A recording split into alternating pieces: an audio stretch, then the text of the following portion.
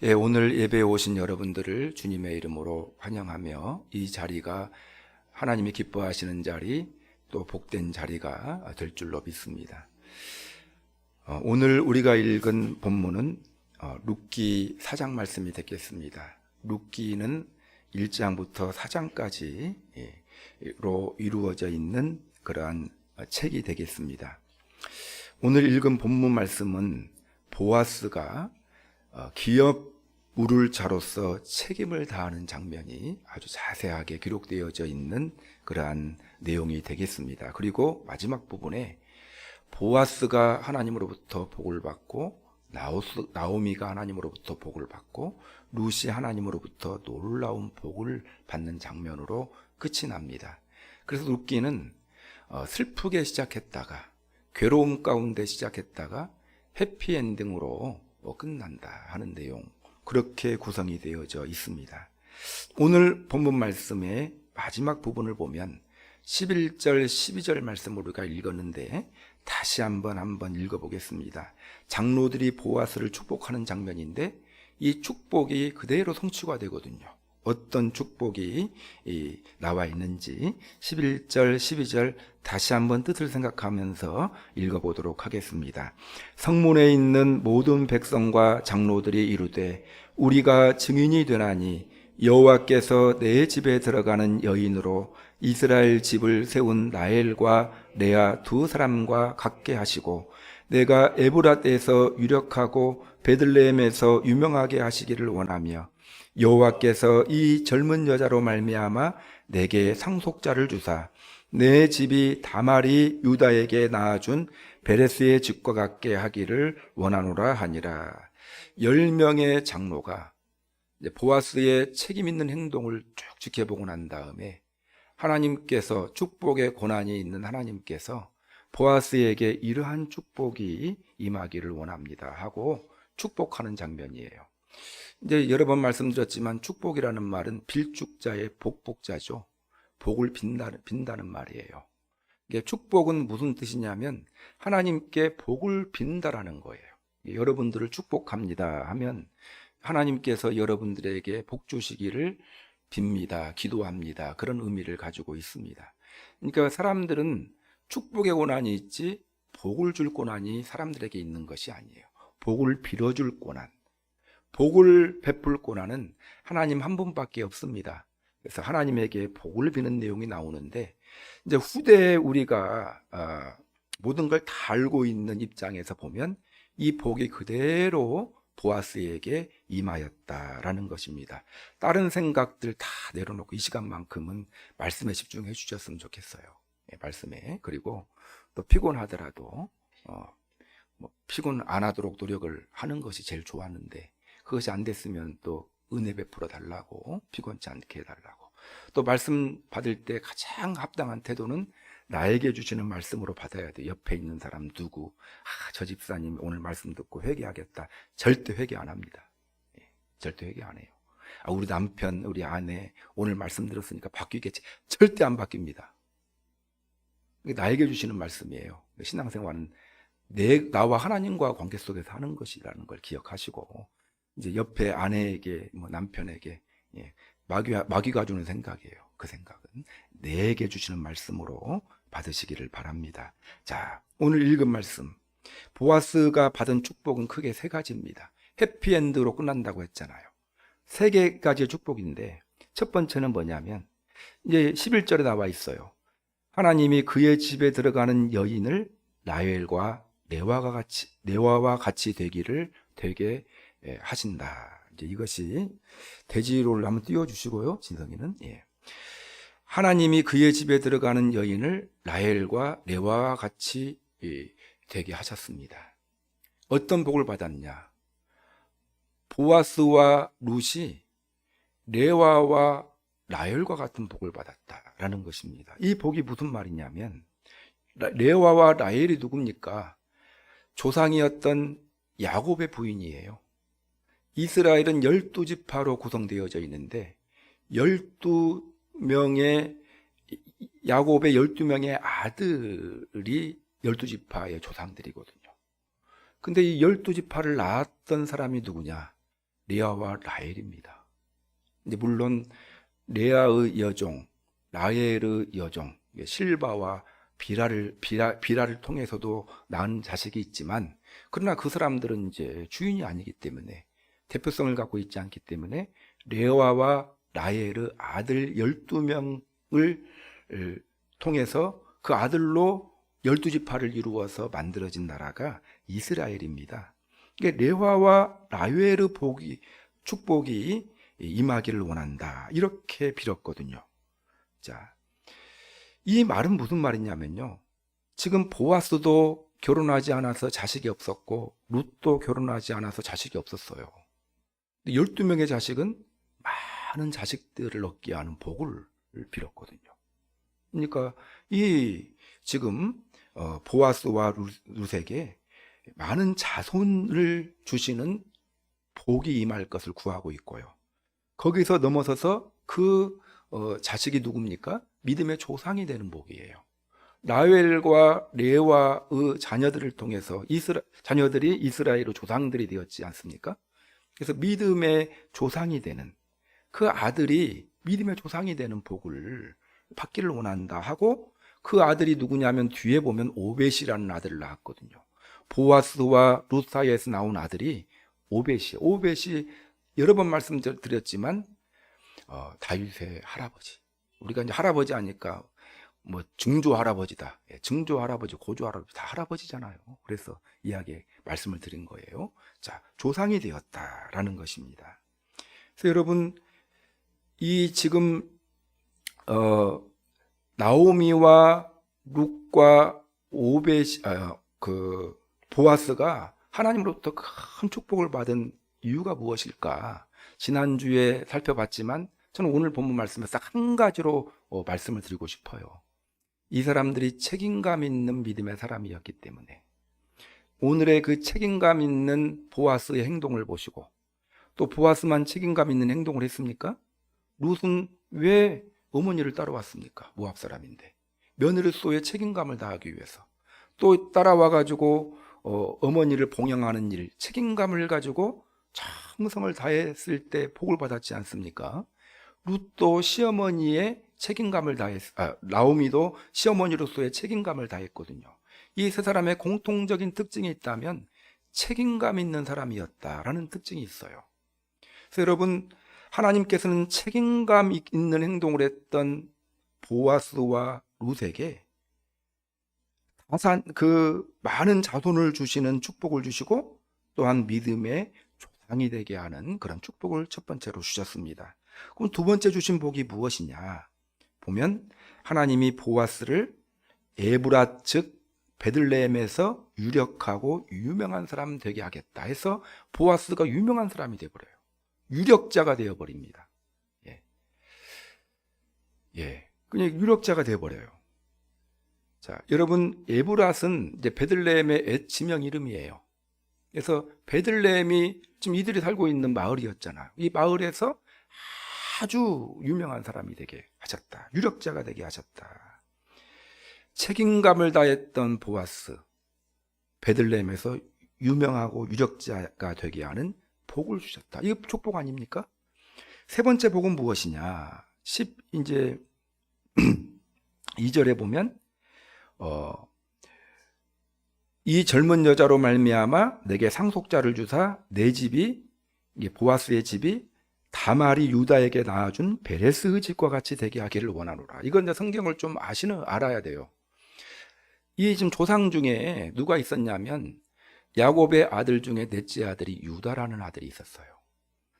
야곱의 12명의 아들 중에 요셉도 있었고 여러 아들이 있었는데, 그 중에 유다, 네 번째 아들 유다가 결국에 다윗 왕의 조상이 되고 예수님의 조상이 됩니다. 여러분, 지금 유대인이라고 하죠. 유대인을 말할 때 유다 지파, 그 야곱의 넷째 아들 유다 지파의 이름을 따서 유대인이라고 하거든요. 그 이유는 제가 여러 번 설명을 드렸습니다. 그 배경은.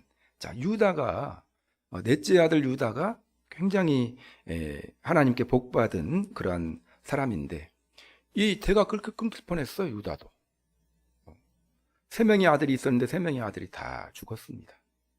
근데 첫 번째 아들의 결혼해서 얻은 아들 그 며느리가 다말이에요.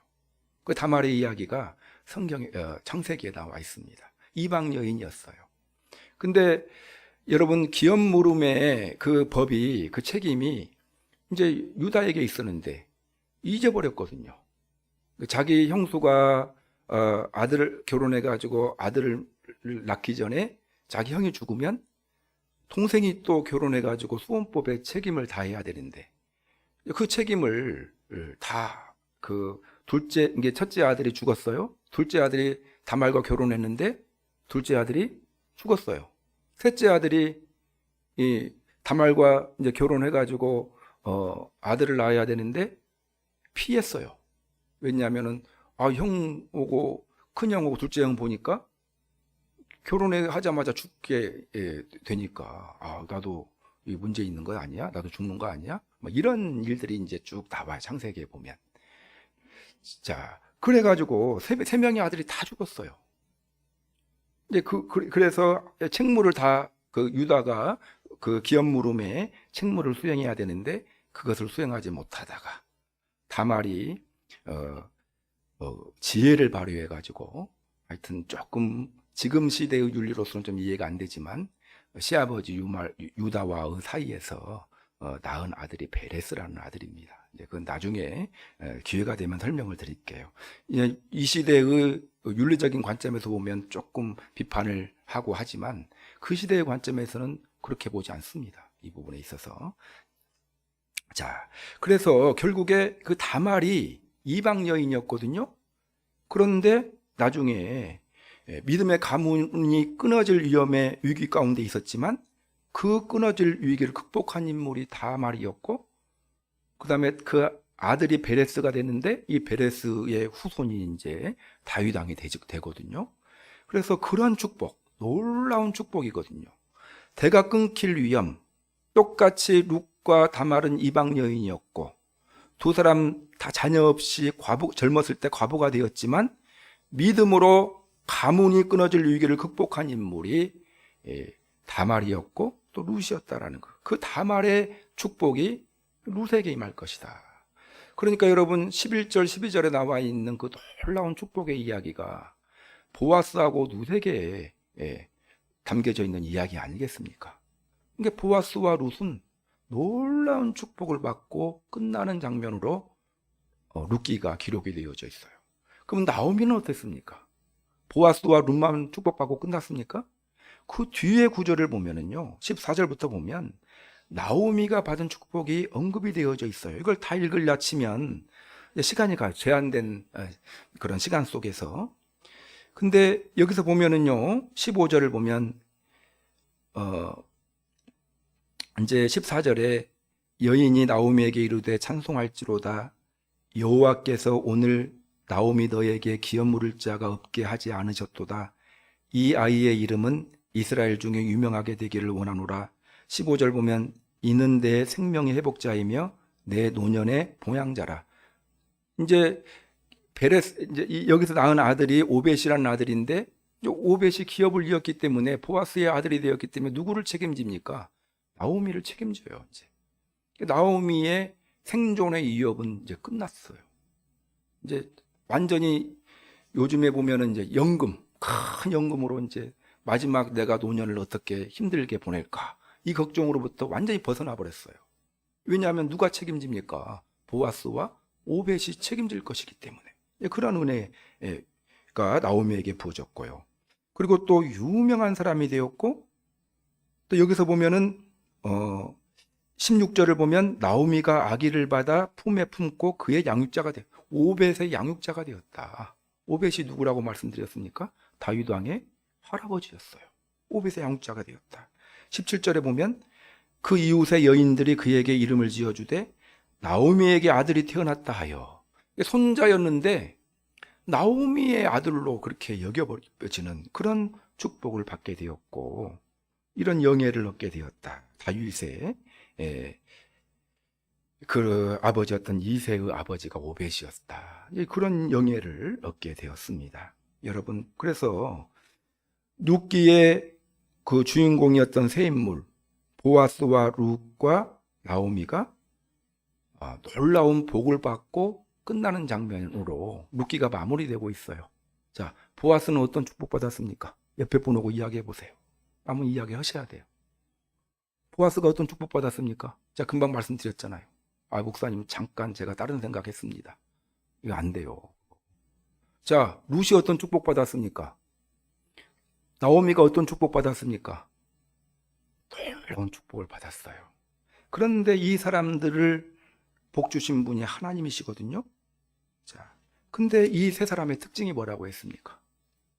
책임감 있는 사람이었다는 거예요.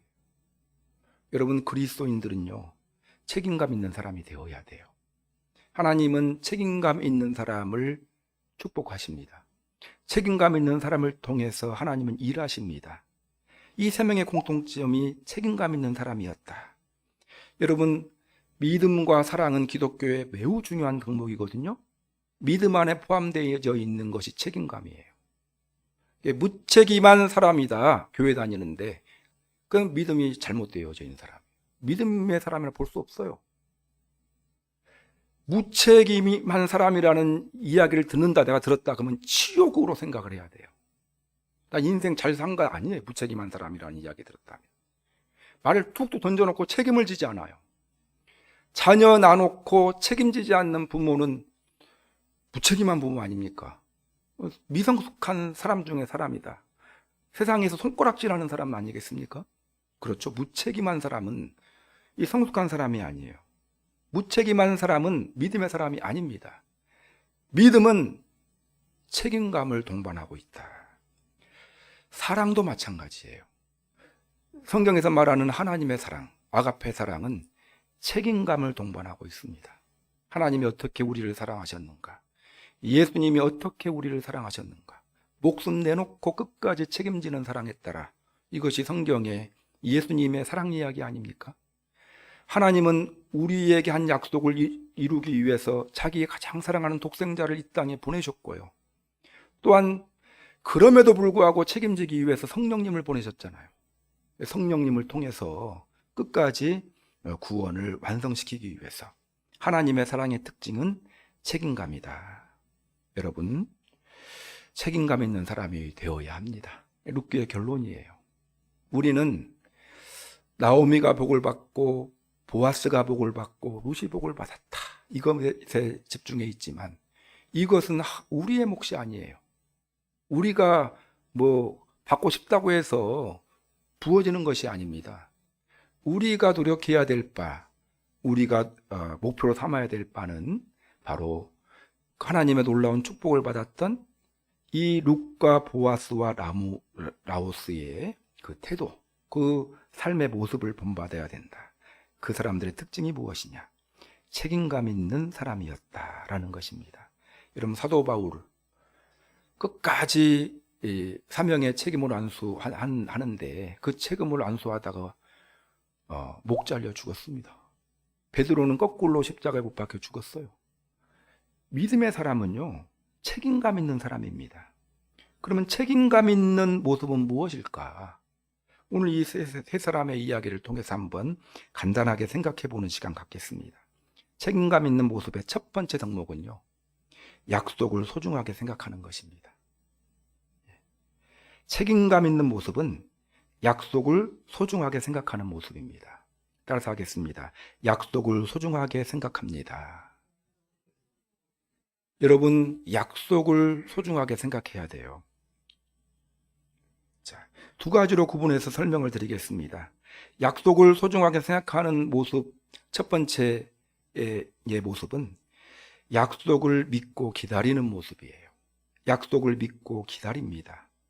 자, 오늘 본문에 나와 있는 이야기, 4장 1절에서부터 12절의 이야기는 주로 보아스의 이야기예요. 약속을 수행하는 보아스의 이야기가 기록되어져 있는데, 그러나 나오미와 룻도 약속을 소중하게 생각하는 사람이었거든요. 오늘 본문 앞에 3장 18절을 한번 읽어보겠습니다. 3장 18절 시작. 이에 시어머니가 이르되 내 딸아, 이 사건이 어떻게 될지 알기까지 앉아있으라. 그 사람이 오늘 이 일을 성취하기 전에는 쉬지 아니하리라 하니라. 지난주에 살펴봤던 것처럼 13절에 이제 룻이 나오미의 말에 따라서 그 보아스가 잠자는 그 발치에 누워 있다가 그런 일이 벌어졌었죠. 보아스가 딱 알아채고 나한테 청혼하는구나 알아채고 보아스가 3장 13절에서 뭐라고 말하냐면요, 이 밤에 여기서 머무르라. 아침에 그가 기업 물을 자의 책임을 너에게 이행하려 하면 좋으니 그가 그 기업 물을 자의 책임을 행할 것이니라. 만일 그가 기업 물을 자의 책임을 너에게 이행하기를 기뻐하지 아니하면 여호와께서 살아계심을 두고 맹세하노니 내가 기업 물을 자의 책임을 내게 이행하리라. 이렇게 이제 이야기했거든요. 내가 기업 물겠다 약속한 것이거든요. 그 약속을 이제 받았어요. 그 보아스의 약속을 받고 난 다음에 룻과 나오미가 얼마나 기뻤겠습니까? 자, 우리의 문제는 해결됐다. 얼마나 기뻤겠어요. 자, 기뻤는데 그 약속이 이루어졌나요? 아직 안 이루어졌거든요. 그리고 기쁠 때 그 약속을 받고 나서 참 기쁜데 어떤 마음이 동시에 들었겠습니까? 보아스가 마음을 바꾸지 않을까? 이런 생각하지 않았겠습니까? 불안했겠어요. 불안했을 것입니다. 그러자 18절에서 나오미가 룻에게 그런 이야기 하는 거거든요. 보아스가 기업 물을 자의 책임을 지겠다는 약속을 꼭 지킬 것이니 믿고 우리는 기다리자. 따라서 하겠습니다. 믿고 기다리자. 여러분, 약속을 받았으면 그 약속을 믿고 잘 기다리는 것이 약속을 소중히 여기는 자의 태도입니다. 근데 이 약속을 보아스가 했기 때문에 믿고 기다리자 라기보다는 이 약속을 지금 나오미는 하나님의 간섭하심으로 하나님의 약속으로 받아들였거든요. 하나님의 회복의 시작점에서 하신 하나님의 약속이다 이렇게 받아들였어요. 그래서 하나님의 약속으로 여기고 하나님의 약속을 신뢰함으로 하나님이 약속을 이룰 때까지 기다리자라는 것입니다. 그래서 여러분, 약속을 소중히 여기는 자의 가져야 될 중요한 덕목은 뭐냐면 약속을 신뢰함으로 약속을 기다리는 것입니다. 여러분, 책임감 있는 태도, 약속을 신뢰하고 약속을 기다리는 믿음이다라는 걸 기억하고, 특별히 하나님의 약속을 담고 있는 하나님의 말씀을 하나님을 신뢰함으로 기다리는 그런 믿음의 사람들이 되시기를 바랍니다. 여러분, 하나님께서 여러분들에게 복 주시겠다 약속하셨죠? 성경 읽어보면 나와 있잖아요. 근데 왜 불안합니까? 약속을 못 믿으니까 기다리는 거 불안한 것 아니겠어요? 자, 구원받을 것 확신하십니까? 오늘 죽으면? 근데 지금 여기서는 다 모여서 아멘 했지만 나중에 하나님 신천지 교회 교인이 와가지고 막 말을 헷갈리게 해놓고 오늘 죽으면 천국 갈 수 있습니까? 물으면 어떤 마음이 들죠? 불안한 마음이. 하나님의 약속은 반드시 이루어져요. 여러분, 지금 딱 하나만 안 이루어져, 재림만 안 이루어졌고 다 이루어졌습니다. 하나님의 약속을 신뢰하는 마음으로 하나님의 약속을 기다리는 그런 믿음의 사람들이 되시기를 바랍니다. 지금 코로나 이후 여러 목사님들을 만나는데 이 목사님들이 이제 어떻게 뭘 합니까? 답이 없어요. 지금 조금 지나봐야 전반적인 분위기가 어떻게 나타날 것인지가 이제 판단이 될 것 같다라는 거거든요. 막연한 불안감들이 있습니다. 지금. 뭐 어떤 교회는 정심 직사 시작하자고 하니까 권사님들이 조금만 더 쉬다가 하자고. 이미 믿음에 이제 빠진 거거든요. 여러 가지로 지금 약해진 가운데 있거든요. 자, 여러분, 저는 반드시 승리할 것이라 믿습니다. 하나님은 살아계시고 하나님의 약속이기 때문에. 그래서 지금 우리 목사를 비롯한 우리 성도님들이 포스트 코로나 시대를 가면서 가져야 될 가장 기본적이고 우선적인 덕목이 있다면 차분함이에요. 인내하며 급한 마음을 내려놔야 됩니다. 차분하게. 지금 루스에게 나오미가 뭐라고 말합니까? 반드시 약속이 이루어질 거니까 차분하게 기다리자. 약속을 기다림이 책임감 있는 첫 번째의 태도라는 거예요. 하나님의 약속에 대한, 회복에 대한 약속을 신뢰함으로 기다리시기 바랍니다. 근데 이제 문제는 무엇 때문에 생기냐면요, 그거 못 기다리고 내가 어설프게 나서다가 이제 뭐 죽도 밥도 아닙니다. 다 배려버려요. 하나님의 축복을 받지 못하는 가장 많은 요인이 하나님의 약속을 믿지 못하고 성급하게, 예를 들면 뭐 하루 나가다가 뭔 하다가 그냥 그 약속을 그르쳐버려요. 하나님을 신뢰하는 마음으로 하나님의 약속을 기다리는, 조급함은 하나님께 주시는 마음이 아니에요. 조급함은요, 하나님이 주시는 마음은 평안함입니다. 조급한 마음을 내려놓으세요. 자, 주일 지키다가 굶어 죽으면 20세기의 영광이다. 제가 우리 모교회 목사님한테 항상 들었던 말씀이거든요. 그래서 여러분, 굶어 죽을 그런 위험이 없어요. 믿음의, 하나님의 말씀 지키다가 굶어 죽었다. 저는 우리 예한교회 성도님들, 그분의 그 죽음을 통해서 놀라운 역사가 일어날 거라고 생각합니다. 절대 그런 법 없어요. 믿음 없으니까 불안해하죠. 성급하게 나가다가 여러분 기다리시기 바랍니다. 못 기다리고 불안하게 나섰다가 일 다 그르칩니다. 차분한 마음 먹고 하나님의 약속을 기다리는 그런 여러분들이 되시기를 주님의 이름으로 축원합니다. 네. 그 다음에 약속을 소중하게 생각하는 사람의 두 번째 덕목은요, 약속을 철저하게 지킵니다. 약속을 수행해요. 자, 오늘 읽은 여러 긴 약속은 뭐예요? 보아스가 3장 13절에서 약속해놓고 내가 꼭 지킬 것이다, 그 약속한 그대로 수행하는 장면이 나옵니다. 그렇죠? 보아스는 왜 책임감 있는 사람이냐? 자기가 한 약속을 지키는 사람이기 때문에 그렇습니다. 오늘 본문은 보아스가 성문에 올라가는 것으로 시작이 됩니다. 그 당시에는 성문 앞에 광장이 있고 그 성문 앞에서 많은 공개적인 일들을 처리했거든요. 그래서 구약 성경은 성문 앞에서라는 말이 많이 나와요. 자, 1절을 보면은 보아스가 성문으로 올라가서 거기 앉아 있더니 마침 보아스가 바라던 기업 물을 자가 지나가는지라. 자, 더 가까운 자격을 가진 사람이 있다고 했죠. 그 사람이 지나가는 거예요.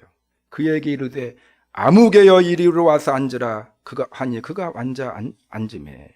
그래서 더 가까운 친족을 불러놓고 앉혀놨습니다. 2절에 보면 보아스가 그 성읍 장로 10명을 청하여 이르되 당신들은 여기에 앉으라 하니 그들이 앉음에. 장로를 10명을 청했어요. 장로들은 이제 어른들을 말하거든요. 그래서 왜 10명을 청했을까요? 증인 삼으려고. 그렇게 장로를 10명을 청했습니다. 그렇게 해서 법적인 절차를 시작합니다. 자, 그 다음에 5절을 이제, 그래서 뭐라고 이야기하냐면 3, 4절에 보면 이제 읽지 않을게요. 지금 3, 4절 말씀 무슨 내용이냐면 그 10명의 증인 장로들 앞에서 그 아무개에게 말합니다. 그대가 나오미 가정의 기업물을 제1순위가 되는 사람인데 만일 그대가 원치 않는다면 2순위인 내가 기업 물겠다. 이렇게 이제 이야기를 합니다. 그러니까 그 이야기를 들은 1순위가 뭐라고 했습니까? 4장 마지막 부분에 내가 기업 물겠다. 내가 돈 주고 사겠다. 그렇게 이야기를 합니다. 그러니까 보아스가 이제 그 아무개의 말을 듣고 지금 얘가 사정을 잘 몰라서 이렇게 기업 사겠다고 한 줄 알고 다시 한번 사정을 정확하게 이야기합니다. 5절을 보면 보아스가 이르되 네가 나오미의 손에서 그 밭을 사는 날에 곧 죽은 자의 아내 모압 여인 루색에 가서 그의 죽은 자의 기업을 그의 이름으로 세워야 할지니라. 이 말이 무슨 말이냐면요, 지금 루세 손재를 몰랐어요. 나오미는 나이가 많았잖아요. 그러면 나오미요 책임을 담당해서 나오미와 기업을 사면 나오미가 가지고 있는 그 소유가 다 자기 거이 될 줄 알았어요. 근데 그것만 감당하면 안 되고 루도고 결혼해가지고 루색의 아들 낳게 해야 돼. 그러면 그 나오미와 룻의 소유가 누구 것이 되죠? 룻의 아들, 자기와 룻의 아이 것이 되는 거거든요. 예, 그런 상황이 되니까 6절에 보면 그의 그 기업 물을 자가 이르되 나는 내 기업에 손해가 있을까 하여 나를 위하여 무르지 못하겠노라, 이렇게 이야기합니다. 쉽게 말하면 그냥 꽁으로 먹으려고 했어요, 재산을. 근데 그것이 아닐 것 같아가지고 자기 돈에 금전적인 손해가 올 것 같아가지고 나 잘 몰랐는데 네 말이 사실이면 나 책임 감당하지 않겠다, 그렇게 이야기를 합니다. 그것을 두 번씩이나 무르지 못하겠다, 이 말을 두 번씩이나 이야기해서 확실하게 자기 의사표명을 하고, 그러자 보아스가 뭐라고 말하냐면, 그러면 옛날에 관습에 10명의 증인들 앞에서 신발 벗어 던지라고 했지. 신발을 벗어 던지면 내가 기업 물음의 권리를 행사하지 않겠다, 이 관습대로 해라 해서 신발을 벗어서 던졌다라는 것입니다. 아주 야무지게 뒷말하지 못하게 하려고 그렇게 모든 절차를 수행을 하는 보아스를 볼 수가 있습니다. 자, 이런 복잡한 절차, 보아스가 룻에게 한 약속을 수행하기 위해서 하는 일입니다. 이 번거로운 일이잖아요. 이것을 수행합니다. 자기가 책임지겠다라고 한 약속을 지킵니다. 그래서 여러분, 책임감의 가장 중요한 요소는 약속을 수행하는 것입니다. 그래서 하나님은 약속을 얼마나 중요시 여기는지 몰라요. 지키지 못할 약속은 하지 말라는 거예요. 아예 맹세도 하지 말라, 서원도 하지 말라. 서원한 것 수행하지 아니하면 구약시대에는 하나님으로부터 크게 또 벌을 받았거든요. 여러분, 하나님은 약속을 수행 잘 지키기를 원하시는 분이다. 약속을 지키는 것이 책임감이거든요. 여러분 어떻습니까? 나는 약속을 어떻게 생각하는가?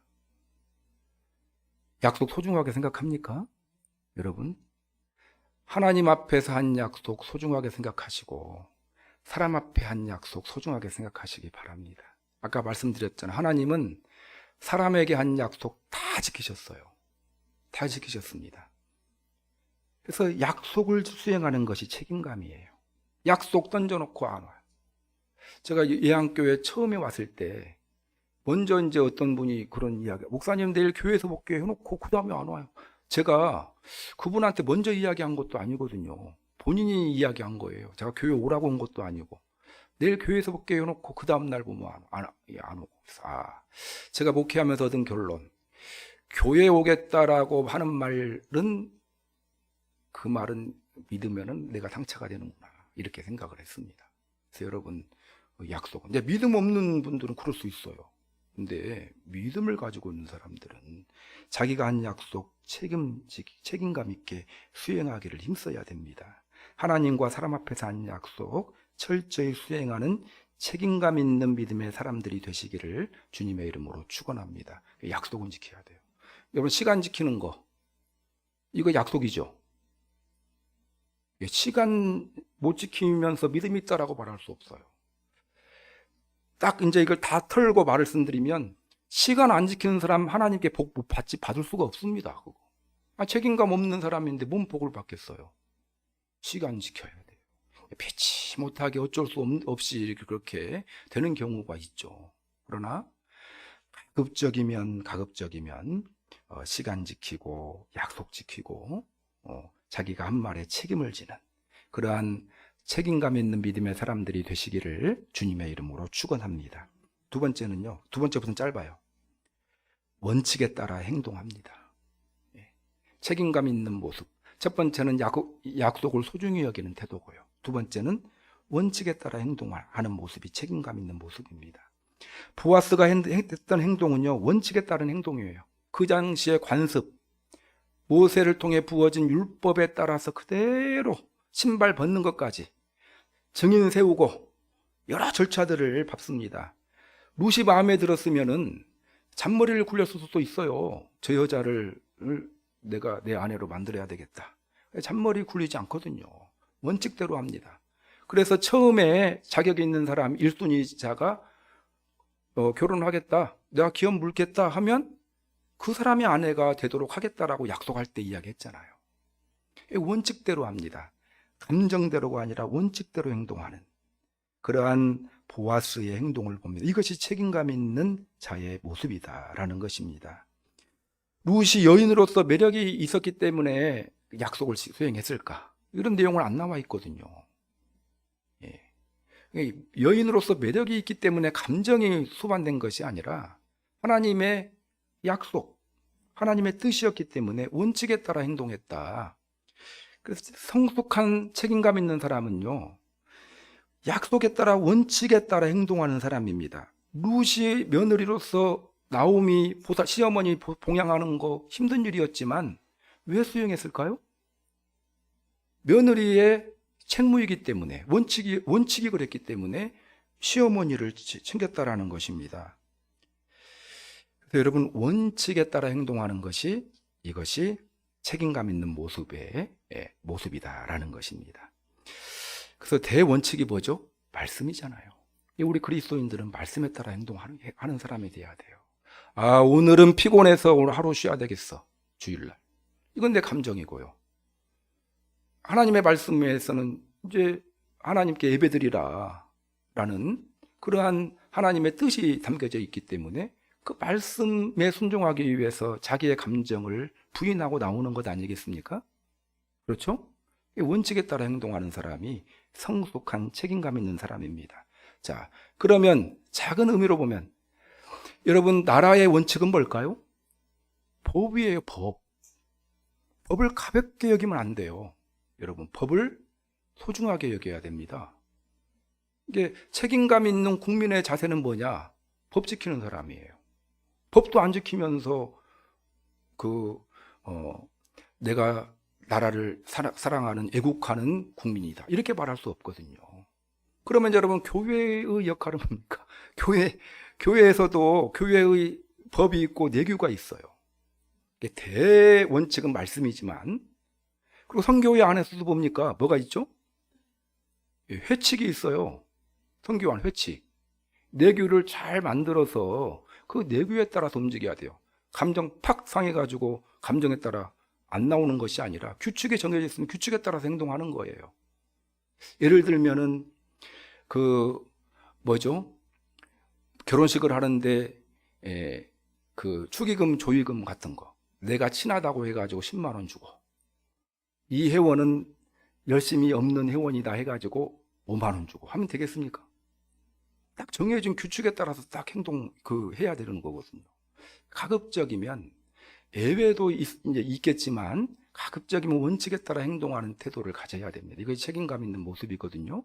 그래서 항상 감정과 개인적인 여러 생각대로 움직이는 것이 아니라 규칙과 원칙에 의해서, 특별히 대원칙인 하나님의 말씀에 살기를 힘쓰는 책임감 있는 믿음의 사람들이 되시기를 주님의 이름으로 축원합니다.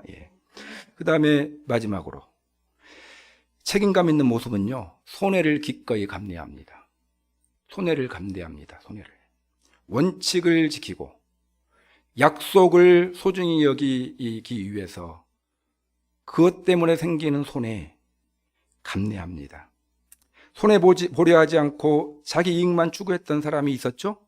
그 사람이 하나님 나라의 주인공이 될 수 있는 우선권을 가지고 있었어요. 1순위 근데 뭐라고 나와 있어요? 오늘 누굽니까? 그 사람이. 이름이 안 나와요. 뭐라고 나오죠? 아무개. 룻기를 기록했던 사람이 그 이름 성경에 적어주기 싫었어요. 그 사람은 어떤 사람이에요? 그냥 자기 그 재산 이익을 위해 사는 사람이거든요.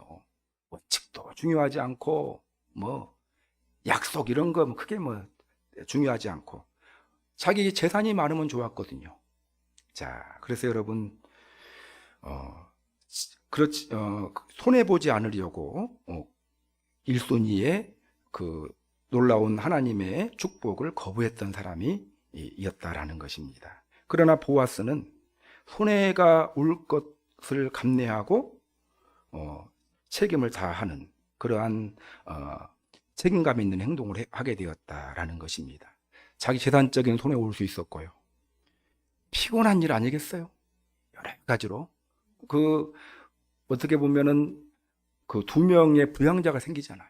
예, 혹이라고 말씀드리려다가 부양자를 이렇게 돌보는 일이 얼마나 그렇게 힘든 일이겠습니까? 손해가 올 것이 분명했지만 그러나 그것이 약속과 원칙에 합한 책임감 있는 그런 행동이라면 기꺼이 손해를 감내했다라는 것입니다. 하나님의 말씀, 하나님의 뜻대로 사는 일이 나에게 손해를 가져올 수 있어요. 손해가 온다 하더라도 하나님의 원칙이기 때문에 순종하는 모습이 책임감 있는 모습이에요. 내가 나한테 조금만 손해가 온다 그러면 순종하지 않아요. 요즘에 부끄러운 모습인데 제가 옛날에 한번 말씀드렸잖아요. 부름받아 나서니 뭐 어디든지 가오리다. 신학교 1학년 때는 어디든지 가오리다 해놓고 신학교 2학년 때는 뭐 대전까지 가오리다. 신학교 3학년 때에는 서울까지만 수도권까지 가오리다. 이렇게 한다는 것 아니겠습니까? 옛날에 우리가 그 청병받았을 때 교회를 옮길 때 순서대로 딱 갔어요. 전화 여러 군데 원서를 내놓거든요. 그러면 원서가 딱 오면 1시간 먼저 오면 1시간 왔던 그 교회대로 갔어요. 그 교회가 너무 힘이 들어도 가서 기꺼이 하나님의 뜻으로 알고 감내했는데 요즘에는 이쪽에 있는 어떤 교회 목사님은 부교육자를 청빙했는데 그 다음날 가보니까 없더래요. 이사가고 이사를 갔는데 나중에 알아보니까 그 뒤에 연락이 왔던 교회가 훨씬 조건이 좋더래요. 제가 친한 목사님입니다. 그래서 그걸 보면서 참 여러분 부끄럽네요. 목사들도 그렇습니다. 요즘에 이것이 책임감 있는 자의 태도인가요? 1시간 먼저 연락이 왔지만 하나님의 뜻이 분명하다면 내가 기꺼이 손해를 감내하고 가겠습니다. 이 사람이 고생을 할지 몰라요. 그 교회 가가지고. 그렇지만 여러분 길게 되다 보면 하나님의 놀라운 은혜가 부어져 있지 않겠습니까? 제가 한 3년 지나고 난 다음에 물어보고 싶어요. 그 목사님한테 어떻게 됐냐고 한번 연락해서 알아보라고. 그 이사간 그 부목사님 3년까지는 아마 잘 될 수도 있어요. 한 10년 후에 한번 꼭 물어보든지 20년 후에 꼭 한번 물어보고 싶습니다. 손해를 감내하는 신앙이 책임감 있는 태도예요. 하나님의 뜻이 분명하면 약속을 소중히 여기고 지키다가 나에게 오는 손해 기꺼이 감내하겠습니다.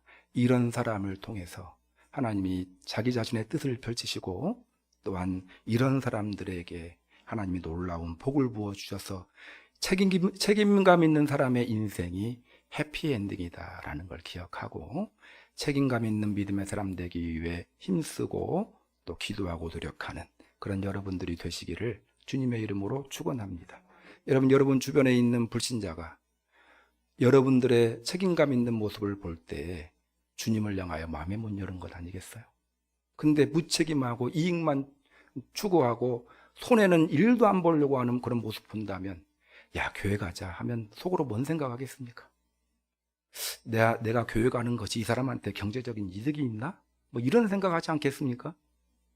책임감 있는 하나님, 책임감 있는 그리스도인 되시기를 주님의 이름으로 축원합니다. 말씀 생각하시면서 기도하는 시간 갖겠습니다. 하나님, 약속을 소중히 여기는 자가 되게 하여 주옵소서. 책임감 있는 믿음의 사람 되게 하여 주옵소서. 하나님 앞에 사람 앞에 한 약속은 반드시 지키기를 힘쓰는 믿음의 사람 되게 하여 주옵소서.